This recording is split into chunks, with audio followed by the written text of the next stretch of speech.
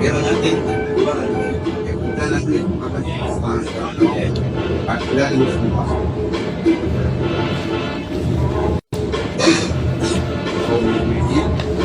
sa hasil pertama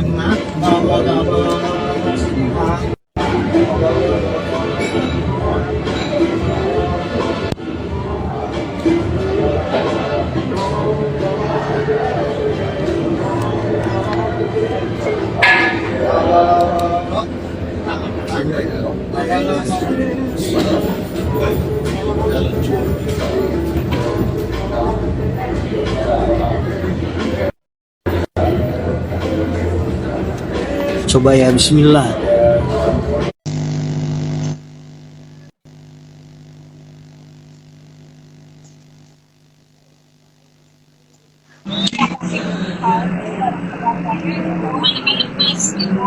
Halo, cek Mas Haris, suaraku udah masuk belum ya? Atau gambarku?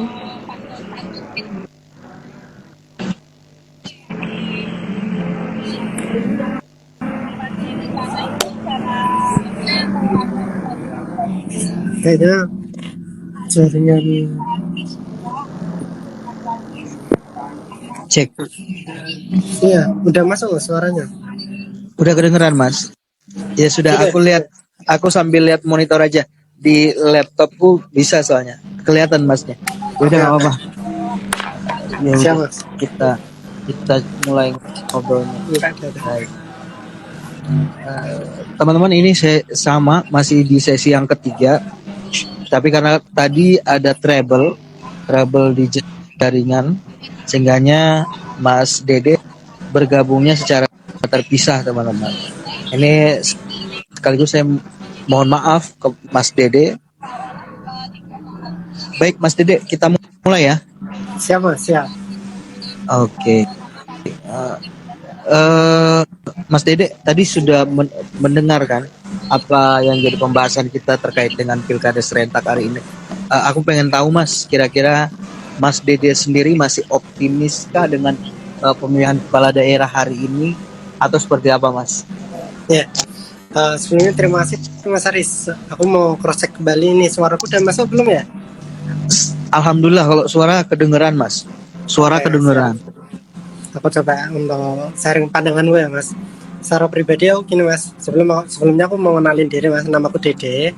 Salah satu orang yang saat ini memang aktif buat lihat-lihat aja sih dinamika pilkada baik di tingkat kota kabupaten maupun tingkat provinsi. Nah, secara gambaran pribadiku ya, Mas, bahwa pilkada hari ini itu unik. Uniknya kenapa? Kurang lebih 30-an calon kepala daerah itu berhadapan dengan kotak kosong. Nah, ketika kita lihat nih fenomena kotak kosong ini, ternyata fenomena kotak kosong ini menandakan bahwa demokrasi kita itu ada dua tipe. Yang pertama memang pemimpin itu datang dari orang yang berkuasa, bukan dari rahim masyarakat yang memang mampu. Dan yang kedua, fenomena kotak kosong ini menandakan bahwa demokrasi kita tidak jalan dan tidak baik-baik aja. Sehingga pertama aku melihat bahwa fenomena kotak kosong ini menurutku ya salah satu kemunduran dari iklim demokrasi. Terus yang kedua, aku lihat banyak endorse politik nih dari pimpinan-pimpinan pusat yang mengendorse calon pimpinan daerah. Yang menurutku itu mungkin sah kalau menurut hukum. Tapi kalau etikanya sih atau secara etisnya sih nggak masuk sama sekali, Mas. Itu sih menurutku, Mas. Oke, artinya memang pilkada hari ini tuh apa ya, semacam jauh daripada harapan masyarakat. Ya. Kalau dibilang jauh dari izin, Mas. Kalau dibilang jauh dari pandangan masyarakat, menurutku enggak juga. Tapi menurutku pribadi lebih tepatnya itu jauh dari konsepsi ideal negara demokrasi. Gitu sih, Mas. Oke, siap. Kenapa kemudian kita dari Bisikawan, Mas, menggelar event kawal pilkada serentak ini? Karena menurut kita peran dari pilkada ini sama pentingnya, bahkan lebih penting dari sebetulnya dengan pemilihan presiden. karena tadi saya sudah sering ngomong tadi, dan tadi saya sudah ngomong soal pemilih kepala daerah ini adalah orang yang bersentuhan langsung dengan masyarakat. Banyak kebijakan-kebijakan yang kemudian dibuat itu benar-benar bersentuhan langsung dengan masyarakat. Yang merasakan dampaknya adalah masyarakat itu sendiri. Makanya bagi kita penting yang namanya pemilihan kepala daerah. Penting dalam artinya turut serta baik itu masyarakat, pemuda, ya, baik dari proses awal seleksi, kemudian sampai dengan pencoblosan, itu benar-benar membutuhkan peran aktif masyarakat gitu loh, Mas. Bagaimana saat ini kalau saya lihat ya, masyarakat tuh seperti emosinya ataupun stamina tuh sudah habis pada saat Pilpres gitu loh. Sudah habis pada saat masa kampanye di Pilpres kemarin, kita sudah jor-joran di sana ya. Belum lagi ditambah dengan pemilihan legislatif yang itu kemudian sudah mengambil semua perhatian masyarakat, sehingga hari ini pilkada ya udahlah sekedarnya aja lah, mau siapapun yang terpilih ataupun siapapun yang nyalon, akhirnya itu benar-benar nggak jadi perhatian publik, khususnya masyarakat pada umumnya. Saya ngomong masyarakat pada umumnya, karena kita bisa lihat kemarin pada saat mereka debat pun kualitasnya sangat jauh daripada harapan kita semuanya, Mas. Gimana Mas melihat fenomena ini? Ya Mas, sepandangan sih Mas, kalau menurutku pribadi ya, bahwa tenaga masyarakat ini udah habis duluan. Oke, disuruh nih waktu pemilihan legislatif, yang awalnya masyarakat tidak pernah kenal dengan beberapa legislatif itu, masyarakat diminta untuk mengenal. Oke, sudah kenal, sudah milih. Setelah itu jalan nih, kita diminta untuk mengenal nih pemimpin pusat Pilpres. Oke, sudah mulai dari pileg daerah sampai pileg untuk DPR RI, terus Pilpres. Kita jujur ya Mas, memang sih aku menyadari juga kalau masyarakat udah capek. Bahkan kemarin frustasi teman-teman masyarakat, sebagian masyarakat yang memiliki rasa frustasi terhadap Pilpres atau pemilu itu, mereka banyak menyimpan sakit hati ini. Nah, simpanan sakit hati itu mereka itu terakumulasi dengan mungkin pilkada itu sudah disetting seperti Pilpres, pandangannya seperti itu. Sehingga ini mungkin aku izin Mas, tadi pagi aku coba buka polling nih di Instagramku.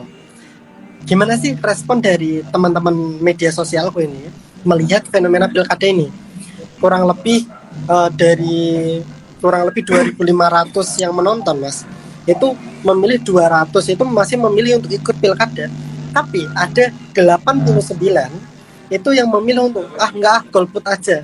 Tandanya apa? Memang akumulasi rasa capek itu hadir nih di pilkada. Udahlah, paling pilkada yang jadi orang-orang itu aja. Pun kalau yang jadi orang yang harapanku mungkin akan disetting untuk mengikuti pilihan yang ada di pusat. Gitu sih Mas. Iya, itu tadi yang saya bilang, penting untuk kita ikuti soal pemilihan kepala daerah, karena banyak kebijakan yang lahir di sana, tapi sayangnya karena energi kita udah habis di pemilihan presiden kemarin, kemudian pileg kemarin, sehingga ikut serta peran aktif masyarakat itu di pilkada ini kurang gitu loh. Nah, saya mau coba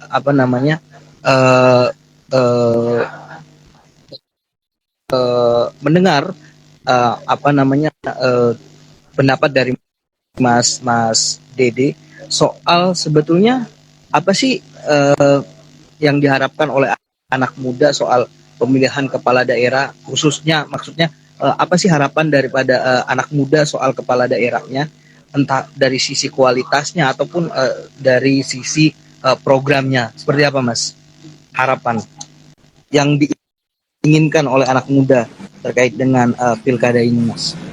Oke, aku menangkap dari beberapa fenomena di Jawa Tengah, karena mungkin aku sendiri lahir dan dibesarkan di Jawa Tengah ya Mas. Aku ingin menceritakan kalau Jawa Tengah, anak-anak mudanya itu aslinya sudah kritis. Mereka butuh wadah untuk mereka itu mengakselerasi dirinya. Hal itu cenderung aku sadari ya Mas, bahwa calon pimpinan daerah itu tidak condong untuk melibatkan anak muda. Itu yang pertama, keterlibatan anak muda. Menurutku tetap masih kurang sampai hari ini. Tetap menurutku. Yang kedua, ketika kita lihat nih fenomena-fenomena yang ada di iklim Jawa Tengah, lebih khususnya kayak gitu. Kita lihat ternyata ini berdasarkan observasiku ya Mas.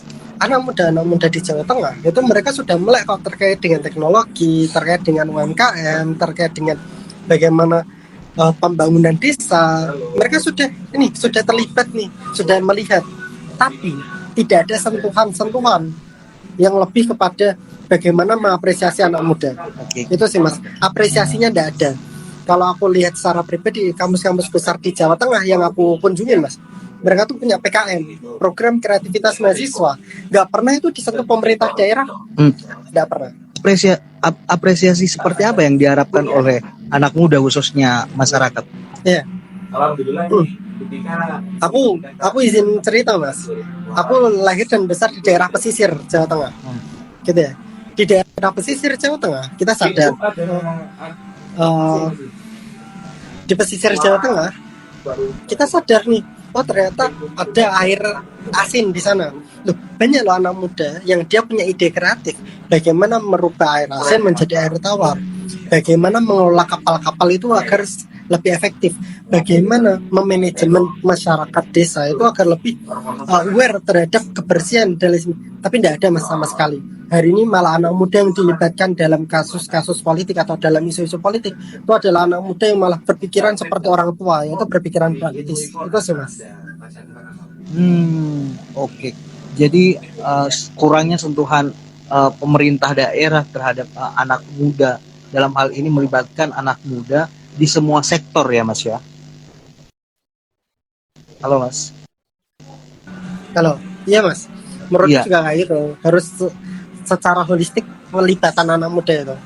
Betul. Nah, kalau kita lihat tadi saya sudah bahas juga tentang fenomena kepala daerah yang dalam tanda kutip gue punya duit ya udah gue mau maju aja, gue mau maju yang penting dapat restu partai, kemudian gak apa-apa gue nggak punya kualitas, gue nggak punya pendidikan, yang penting gue punya duit, gue nyalon. Nah, menanggapi hal ini, fenomena-fenomena seperti ini, apa yang respon dari Mas Dede? Sorry Mas, tadi agak keputus. Gimana Mas? Ya, jadi kan melihat fenomena soal banyaknya calon kepala daerah di Pilkada 2024 ini yang sama sekali kualitasnya jauh dari apa yang kita harapkan gitu kan. Nah, karena faktornya mereka punya duit, mereka punya kekuasaan, mereka dekat dengan orang partai sehingganya dimajukan, dicalonkan gitu loh. Nah, tanggapan Mas seperti apa? Pertama aku akan menanggapi ini dalam sudut pandang yang idealis Mas, bahwa hal tersebut menurutku orang yang dimajukan atas dasar memang kekuasaan dan atas dasar uang aja, menurutku tanpa memperhatikan kapasitas dan kapabilitasnya Mas, menurutku itu ya jauh dari idealnya seorang pemimpin. Itu secara idealisnya. Secara realistisnya hal itu wajar. Kenapa? Karena orang yang mau maju itu memang harus memiliki materi. Nah, umumnya materi itu tidak datang dari dirinya, tapi dari siapa yang memberikan materi itu. Ya, kita sebutlah bohir-bohir lah. Mesti banyak ya itu ya Mas. Nah, hari ini aku mau memandang fenomena ini kayak gini Mas. Tolonglah pemimpin, meskipun Anda dikasih sapu oleh bohir-bohir kalian, aku pandai, tapi tolonglah keberpihakannya itu jangan hanya kepada bohir-bohir. Boleh kok kalian berpihak pada orang-orang memang kalian niati untuk memimpin itu. Kalau konteks di daerah nih, ayo yang ngasih sapu ini, bohir-bohir ABCDE. Tapi jangan hanya menguntungkan bohirnya aja. Tolonglah perhatikan juga yang lain. Itu sih Mas, lebih kepada political will-nya. Ya, akhirnya itu kan jadi beban kepala daerah yang kemudian dia lebih mementingkan kepentingan bohirnya daripada kepentingan masyarakat, lebih mendengar apa yang disampaikan bohirnya ya dibanding mendengar keluhan dari masyarakat itu sendiri. Halo. Sorry mas, nggak putus suaranya. Oke. Oke. Iya, jadi kalau menurut menurut aku ya tadi soal bokir-bokir akhirnya itu yang kemudian apa ya menjadi eh, persoalan di kepala daerah. Akhirnya mereka lebih mementingkan suara bokirnya ya dibanding mendengarkan aspirasi masyarakat, mendengarkan keluhan masyarakat seperti apa dibanding ya. Halo Mas. Iya persis mas. Ya, Ah, ini yang mungkin aku pandang ya mas. Kenapa ini mau kepala ini daerah hari ini? mohon maaf ini jaringan kita berdua kayaknya kesulitan ini. Lanjut Oh iya mas. lanjut Mas. Ya, lanjut Mas. Iya. Oke izin. Oke cek coba ya mas. Lanjut Aku lanjut oke. lanjut. Iya. Gini sih mas. Aku melihat satu hal yang kenapa kok daerah-daerah itu cenderung untuk tidak maju. Hmm. Aku mengambil sampel. Mungkin ini sampel yang aku diamin dan aku gelutin hari ini ya mas. Anggaplah gini.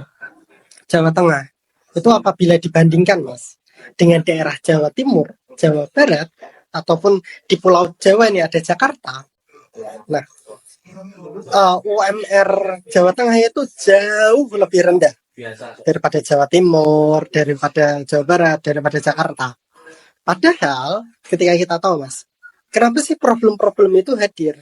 Ternyata hari ini, kalau ini mungkin bahasa kasar gue ya, rasa-rasanya pimpinan-pimpinan daerah itu ingin melanggengkan budaya bahwa bebas kok kamu mau bodoh mau pinter.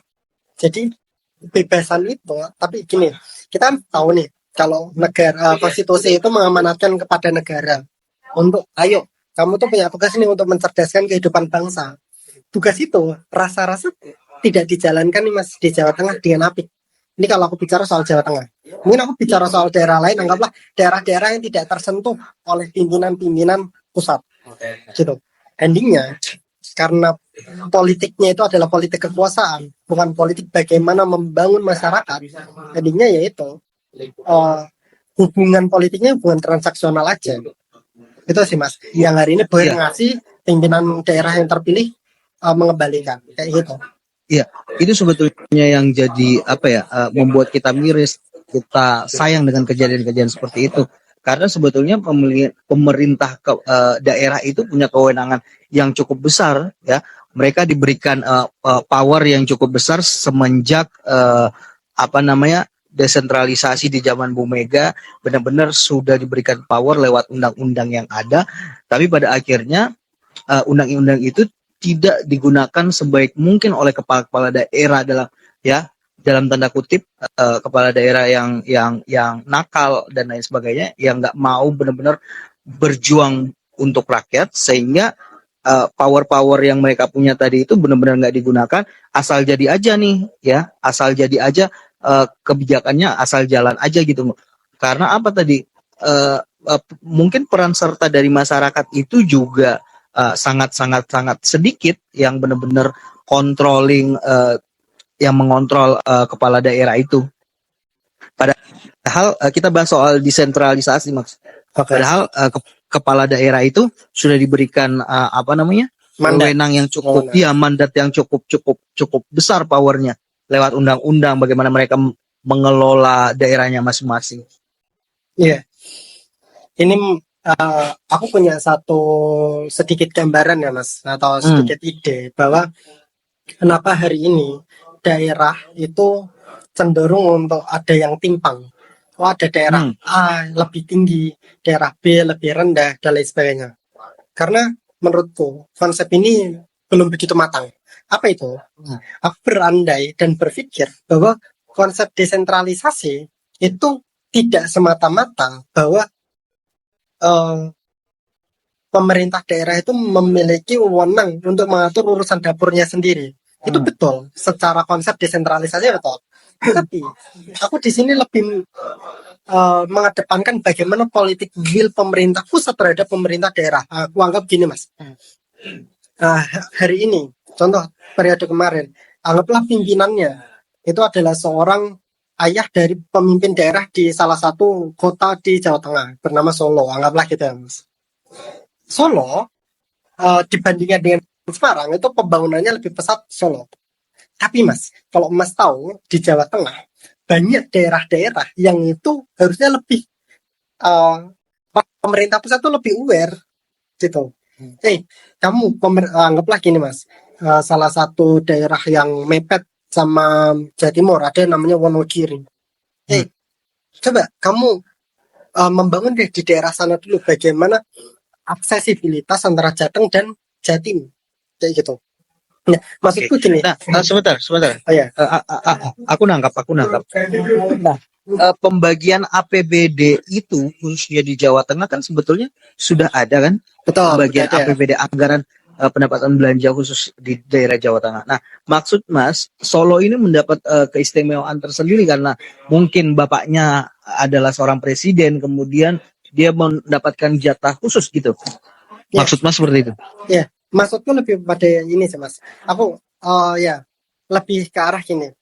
Aslinya nggak harus Solo dulu kok yang jadi prioritas. Iya, paham. Ada daerah yang membutuhkan lainnya, itu yang harus diprioritaskan. Tapi karena ada kedekatan tadi, endingnya ya tadi.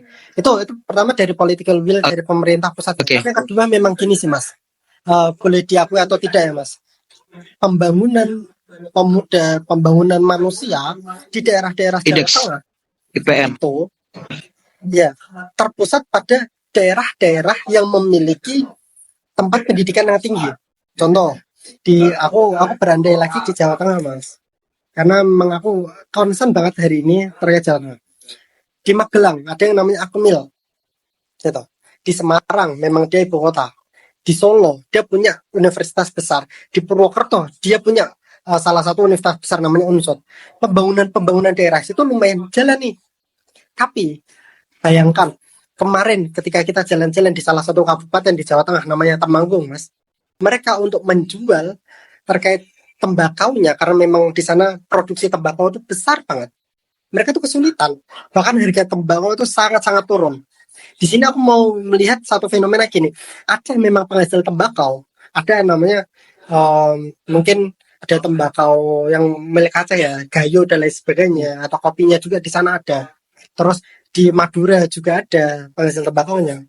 Harusnya ini menurut pandangan saya Mas, harusnya pemerintah daerah itu punya formulasi khusus masing-masing daerahnya untuk bagaimana mengedepankan potensi-potensi ini. Setelah potensi ini sudah dikembangkan, pemerintah pusat tinggal ini loh mengendorse baik ke luar negeri ataupun daerah-daerah lainnya. Ini loh, kita sama-sama saling punya, saling barter aja gitu. Jadi gambarannya bukan terhadap apa sih APBD dilakukan atau tidak. APBD setiap daerah itu memang sudah ada pembagiannya. Tapi lebih kepada bagaimana political will dari pemerintah pusat menjadi koordinator dari masing-masing daerah untuk saling mengenalkan satu dengan yang lainnya. Itu sih Mas. Oke.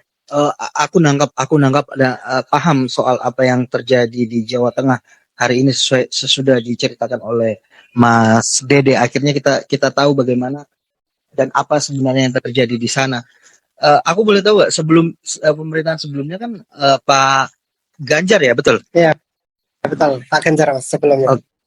Oke. Nah, kalau dengan yang terjadi hari ini sudah seperti apa yang Mas ceritakan tadi, kira-kira nih dengan kepala daerah yang baru, calon kepala daerah di sana kan ada beberapa nih. Kira-kira ada nggak sesuai dengan harapannya Mas Mas Dede?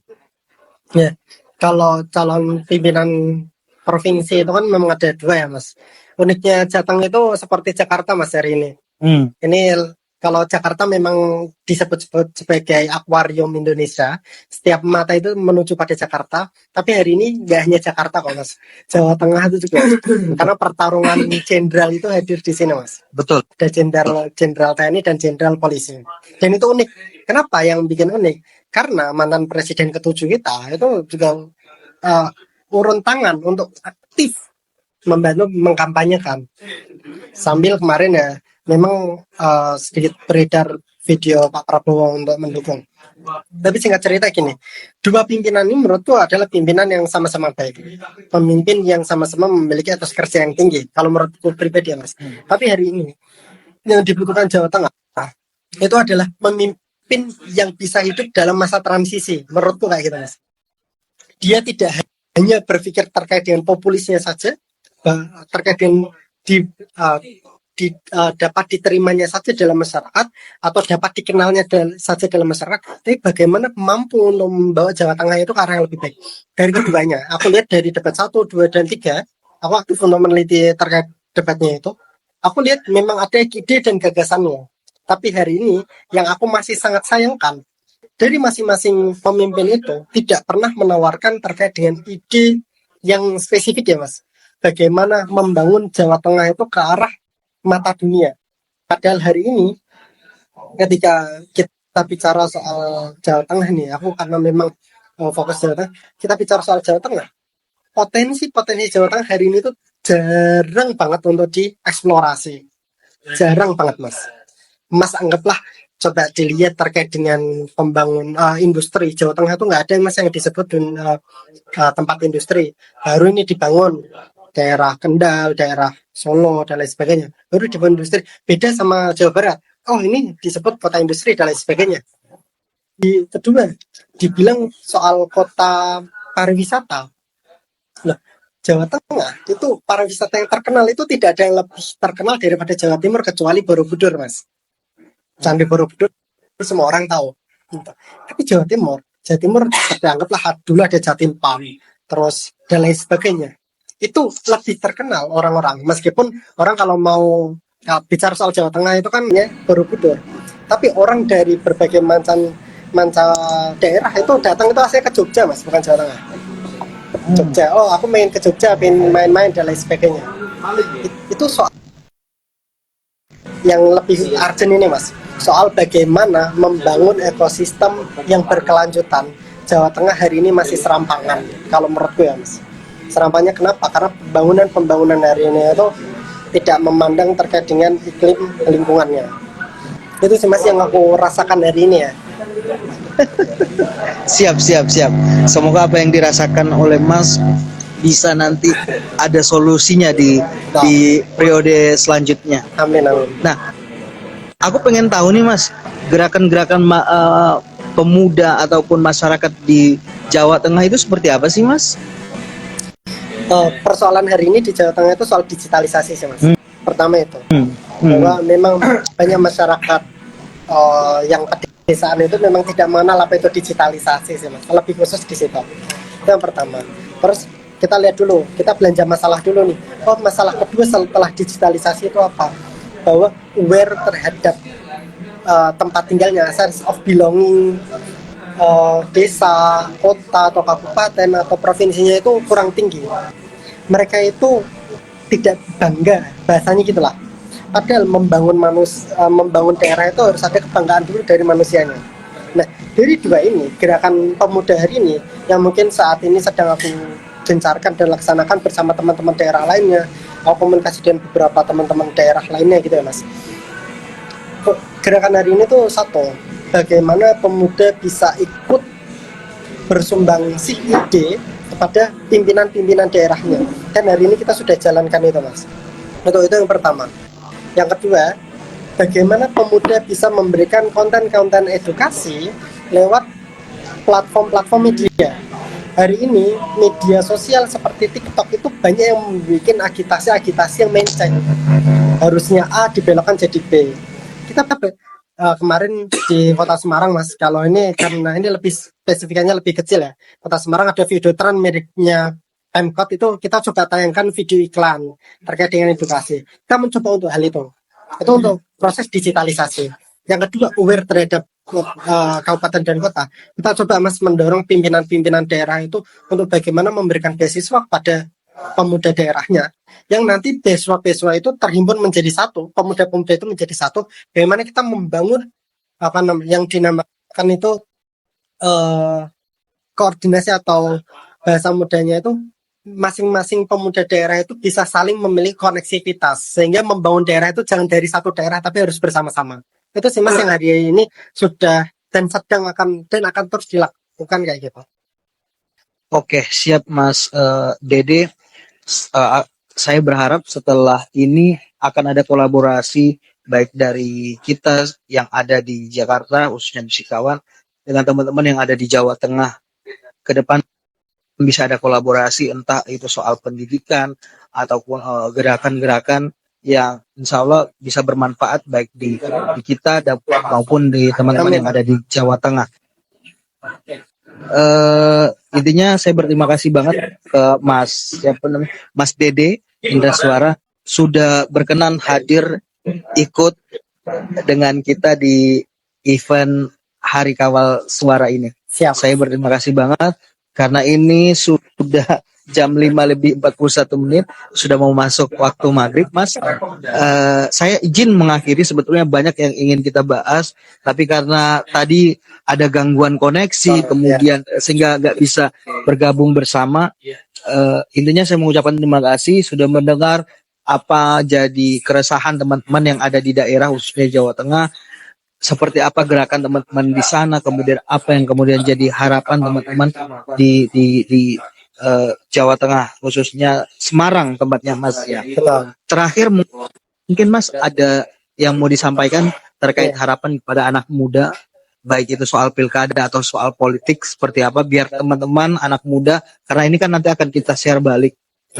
Nah semoga anak muda bisa lihat dan mereka tergugah untuk kemudian ikut serta aktif di melek politik istilahnya. Siap. Karena apapun yang ada di dunia ini ya, khususnya di keseharian kita itu semuanya produk politik. Tadi kita sudah bahas, mau rokok yang saya isep ya itu adalah produk politik. Soal besok nanti pajak naik 12% itu adalah produk politik. Nah, kalau hari ini kita tidak terlibat dalam politik, tidak ngeh soal politik, maka ya pergerusan nilai itu ada. Silakan Mas, pesan-pesannya. Oke, baik. Terima kasih Mas Aris atas waktu dan kesempatan kita ngobrol-ngobrol santai ini ya Mas. Semoga ini dapat memberikan manfaat buat aku secara pribadi dan teman-teman semuanya. Dan jelas gini, ciri dari seorang pemuda itu dia memiliki semangat, terus memiliki tekad dan memiliki daya juang yang tinggi.